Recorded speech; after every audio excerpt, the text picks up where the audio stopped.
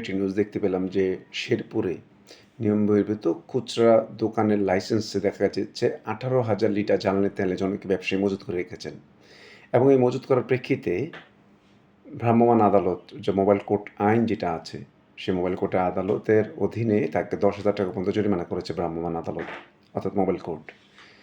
এটাকে আমার সংবাদপত্র দেখলাম, ব্যাপারটা নিয়ে অনেকে বিভিন্ন ধরনের কমেন্ট বিভিন্ন জন দেখছিলাম, বিভিন্ন জন বিভিন্ন ধরনের উৎসাহ প্রকাশ করছেন যে এটা কীরকম, যে এত বড় একটা ক্রান্তিকাল না চললেও তো যে মানুষের মধ্যে যে একটা আতঙ্ক কাজ করছে, ফোবিয়া কাজ করছে, সেই অবস্থায় এইভাবে জ্বালানি তেলে মজুত করাটা কতটা যৌক্তিক। নিউজে দেখতে পেলাম এরকম বলা হচ্ছে যে অভিযানে খুচরা দোকানের লাইসেন্সের আবাসিক ভবনে জ্বালানি তেল মজুত রেখে ব্যবসা পরিচালনা এবং সঠিক কাগজপত্র না রাখার প্রমাণ পাওয়া যায়। তাহলে আবাসিক এলাকায় উনি জ্বালানি তেল মজুত করছিলেন।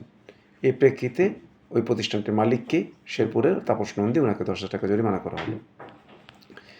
এই পাশাপাশি দেখা গেল আরও বিভিন্ন ডিপোতে বিভিন্ন ধরনের না দেওয়ার কারণেও বিভিন্ন ধরনের বিষয় বলা হচ্ছে যে 27 মার্চ বিকাল 4টার দিকে আবাসিক ভবন থেকে তেলের ডিপো, ডিজেল এবং কেরোসিন নিরাপদ স্থানে সরিয়ে নেওয়ার নির্দেশ দেওয়া হয় প্রতিষ্ঠানটিকে।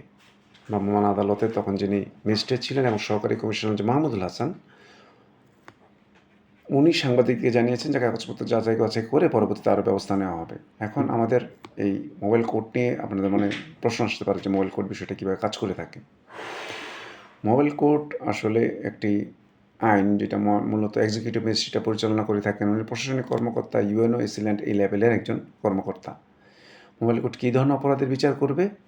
মোবাইল কোর্ট ভোক্তা অধিকার লঙ্ঘন, ট্রাফিক আইন ভঙ্গ, পরিবেশ দূষণ, ভেজাল খাদ্য বিক্রি, অবৈধ দখল বা অনুমতি ছাড়াও কেউ যদি ব্যবসা করে বা নির্ধারিত আইন ভঙ্গ, আমাদের যে মোবাইল কোর্ট আইন আছে ওখানে বেশ একটা লম্বা তালিকা দেওয়া আছে কী কী বিষয় করতে পারবেন। আমি জাস্ট নিউজের পরিপ্রেক্ষিতে যে বিষয়টা এগুলো বলছি যেগুলি করতে পারবেন, এবং এরকম যদি অভিযোগ পান উনি, তাহলে ওই ভ্রাম্যমাণ আদালত উনি কী করতে পারছেন, উনি ঘটনাস্থলে যদি ধরা পড়লে স্বীকার করেন তাহলে জরিমানা বা স্বল্পমেয়াদী কারাদণ্ডও তিনি নিতে পারেন। এখন বক্তব্যটা হচ্ছে বিভিন্ন কমেন্টের বক্তব্যটা হচ্ছে এরকম যে এই মাত্র 10,000 টাকা জরিমানা করা হলো কেন? যেখানে আমরা দেখতে পেলাম যে আমাদের ফুয়েল ব্যবস্থাপনাকে, ম্যানেজমেন্টটাকে ঠিক করার জন্য একাধিক পত্রিকার বরাতে দেখলাম যে ফুয়েল কার্ড করে দেওয়া হবে। ফুয়েল কার্ডে দেওয়ার মাধ্যমে চালকরা থেকে শুরু করে যাদেরকে তেলের ব্যবসার সাথে ইনভলভ, অর্থাৎ যারা ডিপো মেনটেন করছেন না, ঠিক মানে পেট্রোল পাম্প মেনটেন করছেন, তাদেরকে কার্ডের আওতায় আনা হবে। তারা কী পরিমাণ পাচ্ছেন এবং কোন কোন ড্রাইভার, যেটা পেশাদার ড্রাইভার হোক বা পার্সোনাল কেউ গাড়ি ইউজ করে থাকুক বা মোটরসাইকেল ব্যবহার করে থাকুক, উনি কী করবেন, কতটুকু ব্যবহার করবেন, এটার জন্য একটা মনিটরিং করা যায়।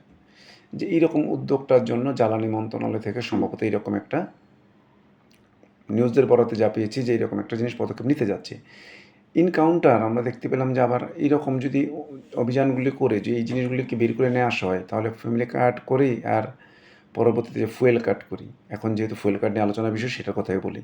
ফুয়েল কাট করে আদৌ কোনো সমাধান করা যাবে কি? ড্রাইভার না হলে ব্যক্তির নামেও দেখা গেলো এখন ড্রাইভার খুঁজে বেরিয়ে নিয়ে আসবে যে ভাই তো কি ড্রাইভার কার্ড আছে নাকি? কার্ডে নিয়ে আরও দেখা যাবে যে ম্যানেজ করে বলে তোর নাম দিয়ে তেলটা নেই, আমরা চালিয়ে দেবো, তোর তার এত তেল লাগে না, তোর নাম দিয়ে আমরা তেল তুলব। দেখা যাবে এইরকম, অর্থাৎ বিভিন্ন ধরনের কার্ডের ব্যবস্থাগুলির সাথে সাথে আমাদের যে মনিটরিং করার যে দরকার সেই বিষয়গুলির জন্য আমাদের রাষ্ট্র ব্যবস্থার পাশাপাশি জনগণকে পদক্ষেপ নিতে হবে এই বিষয়গুলিকে সুরাহা করার জন্য। এবং জনগণ যদি শক্ত পদক্ষেপ নিতে পারে, তারা যদি মনিটরিং নিজে করতে পারে এবং উপযুক্ত কর্তৃপক্ষকে তথ্য দিতে পারে, বিভিন্ন ধরনের মিডিয়াকে গালিগালাজ না করে, বিভিন্ন ধরনের প্রশাসনিক কর্মকর্তার উপর অসন্তুষ্ট না হয়ে টোটাল সামগ্রিক দায়টা আমাদের সম্মিলিতভাবে যদি করি, তাহলে সম্মিলিতভাবে আউটপুটটা কী হয়, আমাদের স্বাধীন মুক্তিযুদ্ধ আমরা এটা দেখেছি।